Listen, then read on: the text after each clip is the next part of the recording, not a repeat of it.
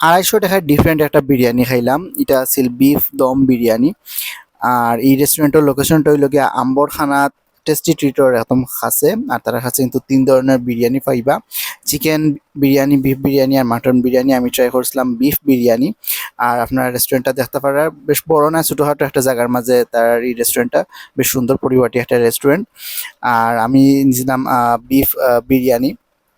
আমার কাছে ওভারঅল ভালো লাগছে, আপনার কারণ এটার যে মেনু কার্ডটা তারা দেখলাম, আর এটার যে টেস্ট যেটা এটা ডিফারেন্ট, কারণ যে মশলাগুলো ইউজ করা হয়েছে সচরাচর আমরা যেরকম খাই অভ্যস্ত বিরিয়ানি এরকম না, একটু ডিফারেন্ট ইউনিক একটা টেস্ট পাইছি বিরিয়ানির মাঝে। আর বিরিয়ানির মাঝে থেকে ফার্স্ট টাইম 6 পিস বিফ মাংস আছিল। মাংসগুলো সফট আছিল, ভালো আছিল, ওভারঅল আমার কাছে ভালো লাগছে। আর আমি কাবাব নিয়েছিলাম, এটা আছিল চিকেন কাবাব, দাম পড়ছিল 30 টাকা।